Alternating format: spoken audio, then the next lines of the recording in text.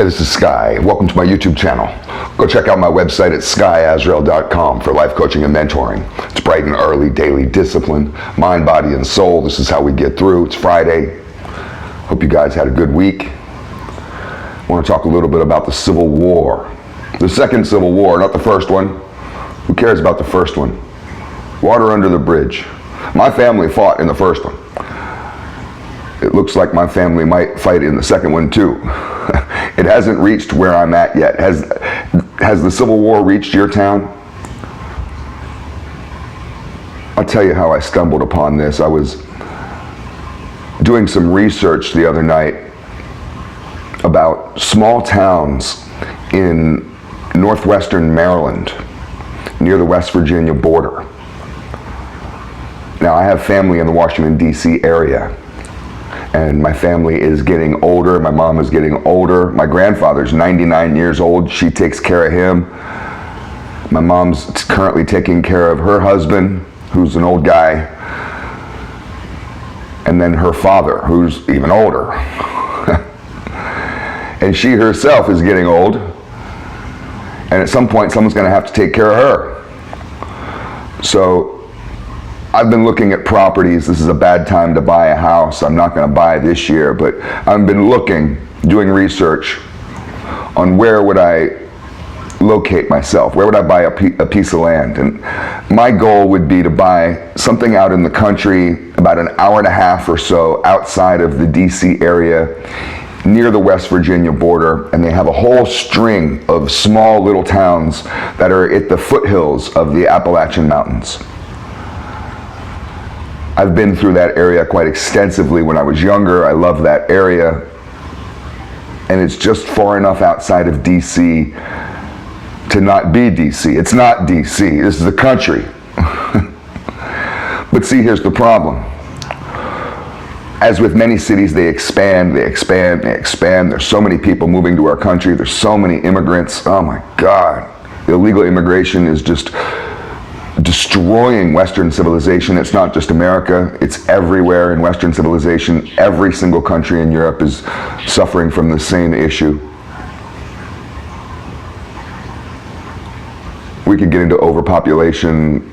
We could get into that conversation in another video, but as DC expands, see, when I was younger, the DC area, DC was a small city, and it's basically the size of Orlando. And as soon as you drove outside of DC, you had a little layer, a little satellite ring, like a Saturn's ring of suburbs. But that was only about 15 minutes. You drive through the suburbs for about 15 minutes. You go through Bethesda, Silver Spring, and bam, you were right out in Farmtown. That was it. The city ended. Not no more. Now it goes on, they've developed all that farmland, turned it into apartments and all that shit. And as these liberal urban yuppies, I don't know what else to call them, I don't even know if they use the word yuppie anymore. What happened to all the yuppies? I guess they turned into hipsters. But as the liberal yuppies from DC, because DC is a very liberal town, as they expand into these rural areas that used to be rebel flag areas, there's a clash of civilizations. And of course, these days, the internet, it seems like it turns everything into a polarizing topic. We could argue about eggs, we could argue about color, we could argue about TV shows, of course, politics, and you could argue literally about everything. If I post, I like the color blue on Facebook, oh watch, I'll get a bunch of trolls. Fuck blue, fuck you. Anybody who likes blue is a beta male pussy. People are ready to fight. And I think the internet spawns a lot of this.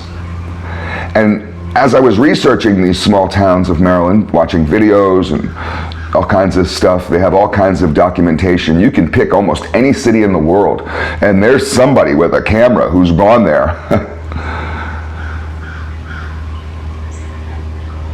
And there's this clash that's happening in the streets all throughout the rural areas of Maryland. So they have towns in those areas. I mean, of course, you have DC, Baltimore, big major cities, but you have smaller cities. And in these smaller cities, they have these clashes between Proud Boys and Antifa, between many of the different groups, Oath Keepers and the Black Bloc, the Antifa types. They have a whole group of what I call terror cells. There's a whole bunch of different organizations. And same on the alt-right. There's a bunch of different organizations that are just, whether they're regular political action groups or if they're actual militias. They have real deal militias that are guys, good old boys in fatigues, training in the woods for Armageddon. And we have these left and right extremist groups physically meeting in these small towns in the country. They'll take over a downtown section in a small town that only has 3,000 people. And they'll have a protest and there'll be a counter protest, and both of these groups will go to war. There's numerous videos, and it's all happening in Maryland. In these rural areas of Maryland. It may be happening in Washington, D.C., and New York City, Philadelphia also. I'm not focused on those areas. I'm not even focused on this issue. I'm just simply trying to find a nice house in the country so I can take care of my mom. And I stumble across the Civil War. And I found a channel of this guy, Shawn Porter, who is a leader of one of these groups, and he stages political action, protests, all kinds of stuff. He does this literally every day. It doesn't seem like he has a job, and he has thousands, tens of thousands of followers on his channel, so he's also monetized. I'm sure he makes decent money with these videos. And he's quite confrontational, and some of the politics that he promotes is actually stuff that I personally believe in because I'm conservative. But with every protest that he stages,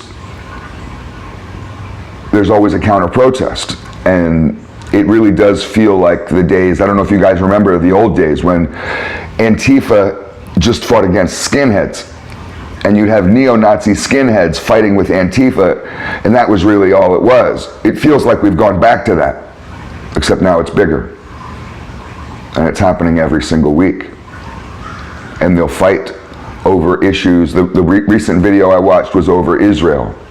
Antifa is counter-protesting Israel, and anywhere there's somebody protesting to support Israel, Antifa shows up and they fight.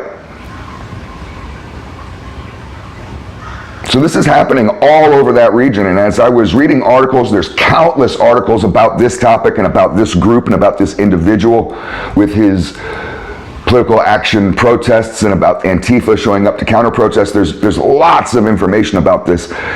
It's literally tearing the state of Maryland apart. And I read an article in the Hagerstown newspaper. Hagerstown is a town right up near the Pennsylvania border. And they were talking about how it's these protests and these battles in the streets between the two groups are tearing the state apart, tearing the population apart. Nobody's friends anymore. Communities that used to be unified are not unified anymore. Even small little towns where people used to wave at each other, it's middle fingers now. Is this happening in your town? Are you seeing this type of stuff? I'm not. I must live in a bubble. I must be very naive and sheltered, because where I live in Central Florida, in my little beach town, we don't have protests. I've lived here for almost 20 years. I can't think of a single protest that's ever happened, ever. We didn't have George Floyd protests. We don't have protests for or against anything related to Donald Trump or anything at all. Israel, Ukraine, nothing. We don't have anything like that. We don't have politics in this town. We don't have chapters of Antifa or the Proud Boys or anything like that. That doesn't exist here. So I guess I'm naive. I didn't realize that the Civil War had started. And I'm not kidding. It's on, motherfucker. It's on. As Eazy-E once said, this shit is on. It's going. It's happening right now.